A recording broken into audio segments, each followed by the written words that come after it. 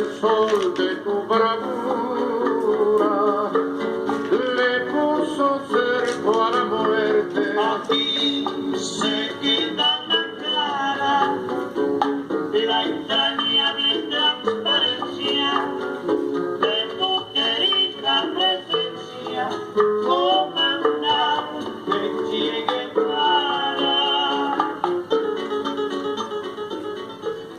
Amigos, amigas, bom dia, boa tarde, boa noite, boa madrugada também para quem for assistir esse vídeo, né?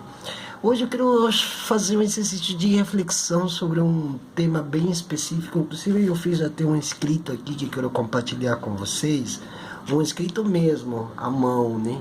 Eu gosto de escrever muito à mão, primeiro manuscritamente, por falar assim, para depois fazer o enlevo desse escrito para uma escrita maior, né? Fazer um vínculo entre uma pequena escrita, né, dentro da semântica que possa ser utilizável, e uma grande escrita onde o conteúdo, né, tenha um devir, né? E esse devir justamente tem um nome, né?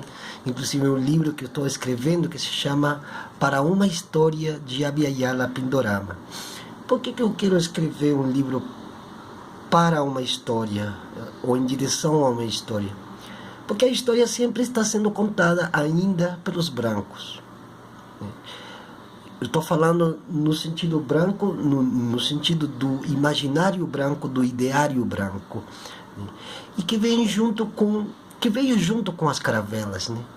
Veio junto com as caravelas, daí o processo de descaravelização. Mas eu não quero falar sobre isso agora, eu quero falar sobre acumulação. E aqui eu quero chamar a um exercício de reflexão. Por que o exercício de reflexão? Porque os indígenas aqui nunca acumularam nada, nunca quiseram acumular nada. Todo o arcabouço colonial veio nas caravelas, vieram nas naus, né?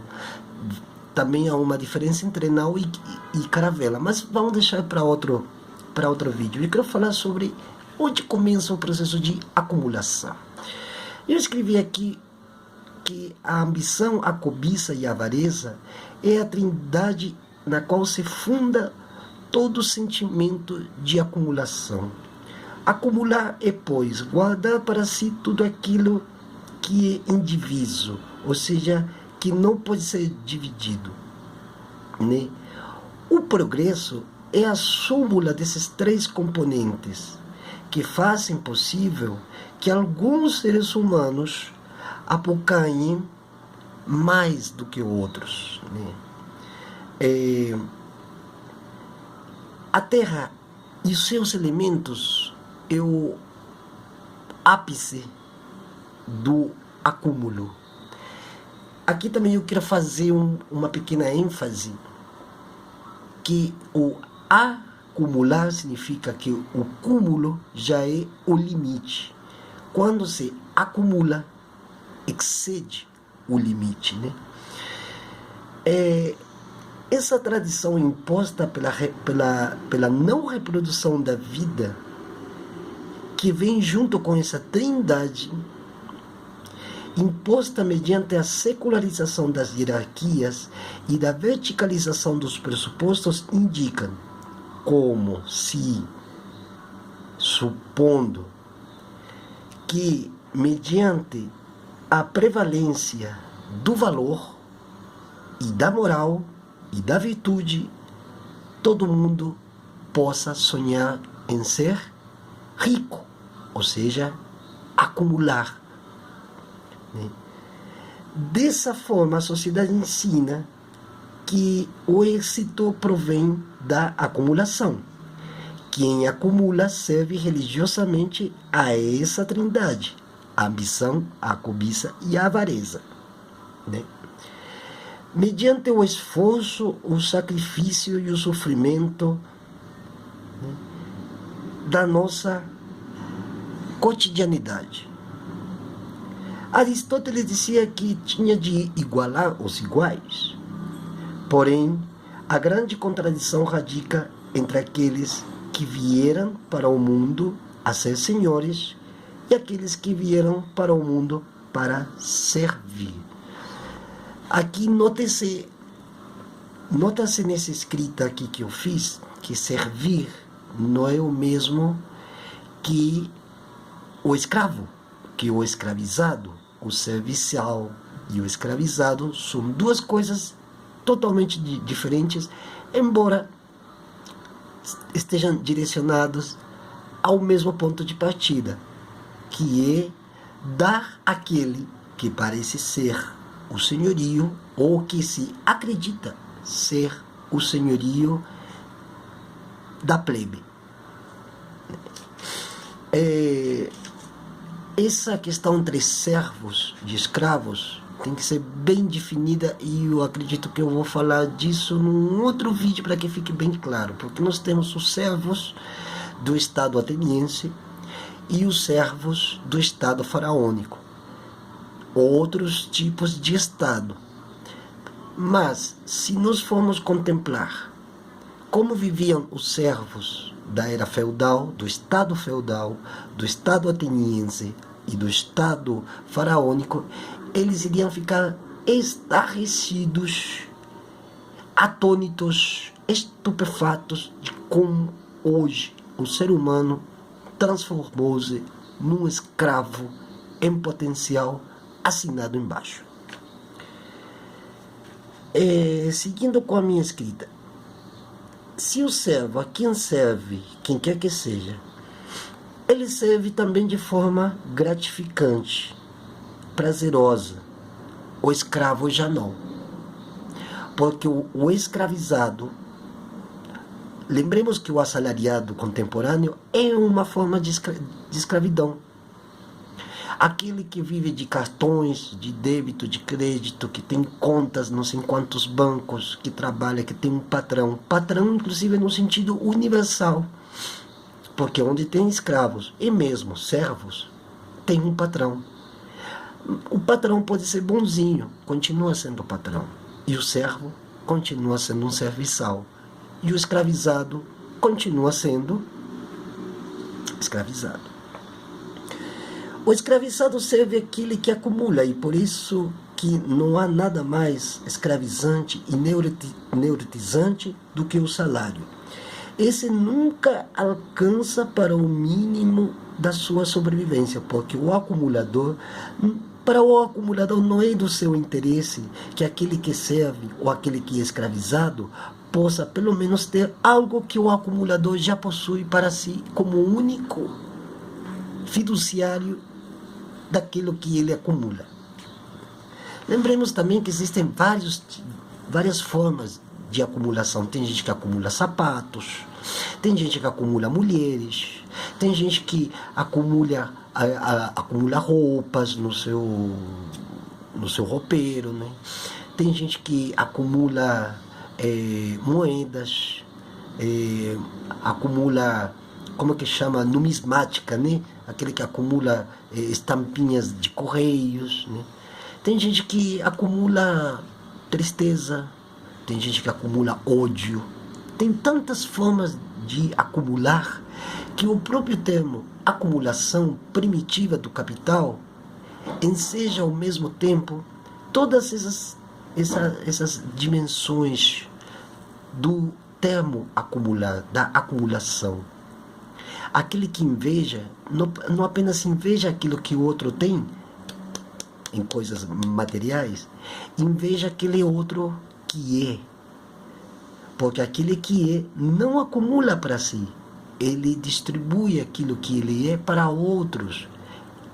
Acumula conhecimento, mas não transmite. Também é uma forma de acumulação. E é mais, eu descobri, por exemplo, eu tenho o lixo acumulado. Tem gente que mora em lugares por aí, tem lixo acumulado dentro das suas casas, dentro do seu quarto. São analogias. Aqui estamos fazendo uma analética dialógica. Tem a megazena acumulada. Tem a acumulação de afazeres, tarefas e trabalhos que foram procrastinados. Tem até a acumulação de insetos, né? Água acumulada por chuvas, que consequentemente acumula mosquitos, da dengue, pernilongos, muriçocas. Nossa, tem tantas formas de acumular. Tem gente que acumula carros, tem gente que acumula sementes que guardam para si. Tem as grandes distribuidoras que acumulam arroz e que acaba apodrecendo e tem que jogar fora, né? Lembremos igualmente que aquele que acumula sapatos, vestidos, relógios, mulheres e até o inocente numismático é necessariamente suprir alguma falta. Quer dizer que se o acumulador acumula muito dinheiro na sua conta bancária, nos Panama Papers, nos Pandora Papers, ele supre com isso alguma falta que ele tem. Portanto, se ele tem essa falta, ele é um fraco. Quer dizer, peraí, aquele que está no poder é fraco e nós, o lumpen proletariado, os pobres mortais, os pobres servos, os pobres escravos, escravizados, somos fortes? É uma boa analógica dialética para ser pensada, né? Uma analética dialógica, né? Os povos indígenas, agora vamos desde o ponto de vista dos povos indígenas, pelo que se sabe, nunca foram afoitos a acumular poder, dinheiro e forças. Primeiro porque antes de 1492 nas Américas, antes de 1500 no Brasil,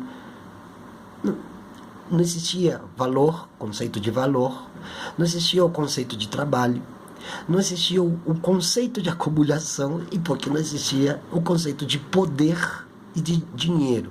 Aqui temos que ter muito em conta que tem umas narrativas pessimamente, são narrativas desde os brancos, em que se diz que havia uma aristocracia, por exemplo, incaica, que era quechua, que acumulava, sim, certos poderes dentro do Estado incaico, que não império. Mas esse termo aristocracia não é válida para eles, porque se bem pode-se mais ou menos equiparar com a aristocracia ateniense, existem muitíssimas diferenças. A primeira delas, que na era Inca, dentro do Estado Inca, quando uma criança nascia, ela ganhava um quinhão de terra. Hoje, uma criança nasce e ganha o quê? Uma certidão de nascimento para morrer de fome. As narrativas históricas que colocam supostos reis incas ou astecas que oprimiam com mão de ferro a seus súbditos e o escravo desses era nada mais do que o espelho invertido dos primeiros homens europeus que vieram nas Américas e que de forma factual e concreta eles se espelharam naquilo que eles, no imaginário deles, pensariam que fosse também um sistema tão parecido com o sistema ocidental que estava em curso já na Europa desde o Concílio de Niceia em 325 depois de Cristo com Constantino, que define a cristandade como o poder absoluto na qual ele é rei e senhor de todas as terras que já existiam na Europa. Daí a grande massacre em Constantinopla, daí o grande genocídio em Al-Andalus, Toledo, Granada, Córdoba, no que hoje são regiões da Espanha, que naquela época não existia Espanha, daí o grande genocídio em Abya Yala, ou América Latina, como se chama hoje, né? Claro, com isto também eu não quero romantizar ou tentar desenhar uma visão idílica sobre o mundo indígena. Contudo, nenhuma das formas com as quais historicamente se remontam aos povos indígenas antes de 1500 ou antes de 1492, em sua maioria falsas, falaciosas ou que apenas falam de si mesmo, quer dizer, egocentrismo. E é verdade, nunca antes da história da humanidade em qualquer lugar do mundo jamais se viu tanta sordidez, tanta morbidez, tanta perversão com o único objetivo de acumular. Nunca um só homem conseguiu ser trilionário como aquele já esqueci até o nome, o Musk, que conseguiu ser o primeiro trilionário da história da humanidade. Aí vem a pergunta: quantas pessoas ele precisou pisar, humilhar, aniquilar, matar de fome, de sede e de inanição para ele conseguir esse trilhão, ou se converter ele como figura única e absoluta no primeiro trilhardário da história da humanidade? Quantos seres humanos sofreram? Quantos seres humanos, quantas crianças morreram de fome? Quantos adultos não tiveram atendimento médico na hora e morreram nas filas dos hospitais públicos, como acontece aqui no Brasil? Quantos? E ele barganhou trilhões, transformando-se no ser absoluto da história no século XXI como o primeiro trilhardário da história da humanidade, em nome da acumulação, que não é mais primitiva, é barbárica. Pois bem, quando nós começamos a penetrar nas línguas não coloniais, encontramos que nenhum desses efeitos que produz a verbação, acumulação, tenha alguma vez tido pelo menos algum mistério a ser desvendado. Ou seja, se nós vemos no tupi, não tem algum vocábulo, alguma verbação, alguma palavra, qualquer coisa que designe acumulação como um objetivo a ser alcançado em vida. Não existe. No Mapudungun não existe. No Tzotzil dos mexicas não existe. Não existe no hebraico. Não existe nas línguas bantues na África. Não existe nos maoris. Não existiu nos taínos, nos povos de Samoa. Não existiu em Tuvalu, nunca. Nas Maldivas, também não. Na Indonésia, em sânscrito. Uau, em sânscrito. Eu achei uma palavra que definisse acumulação como uma palavra a ser acrescida à linguagem sânscrita, ou à linguagem dos maoris, ou à linguagem de quem quer que seja, como um modo de ser e estar no mundo, ou seja, somente no mundo ocidental.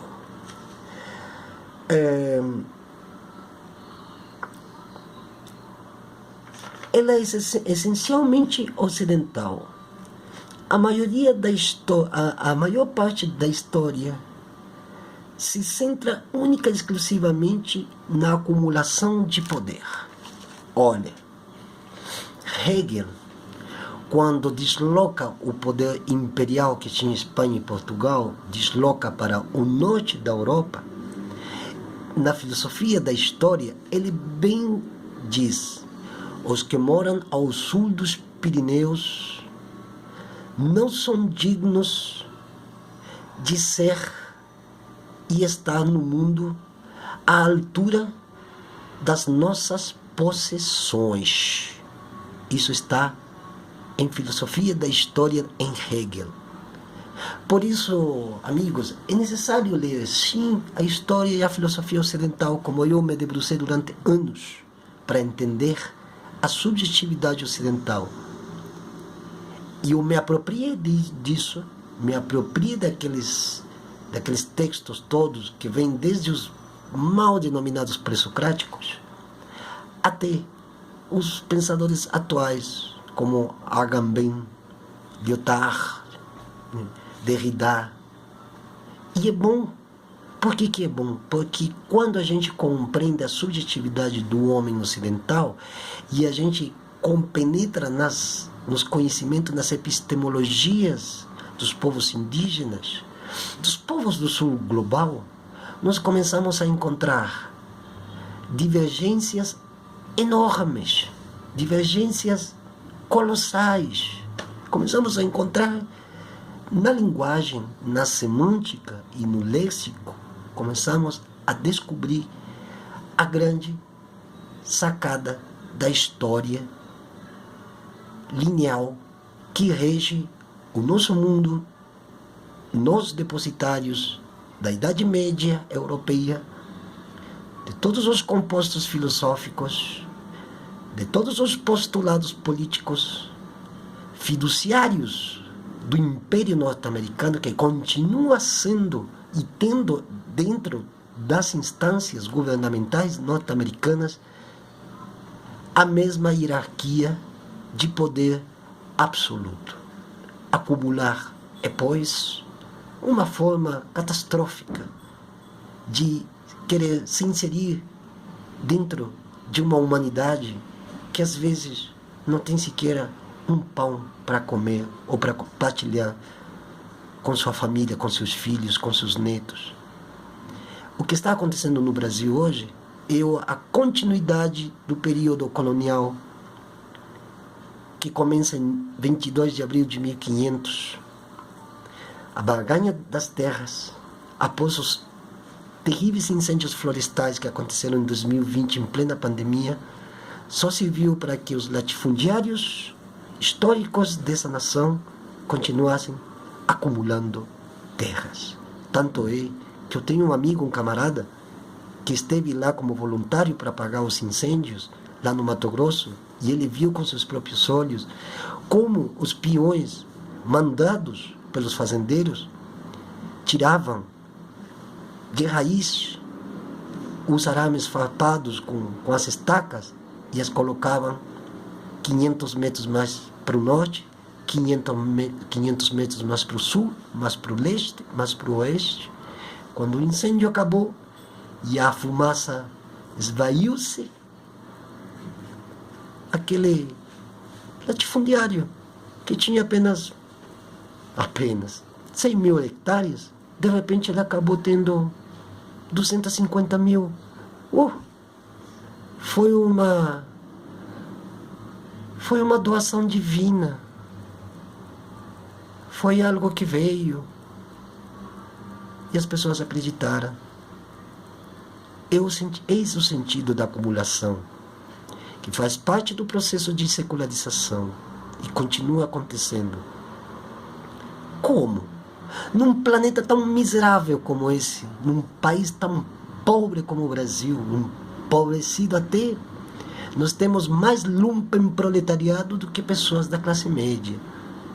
Como que tem, desde a época da pandemia, tem mais 5, 6, 7 famílias que enriqueceram ou enricaram?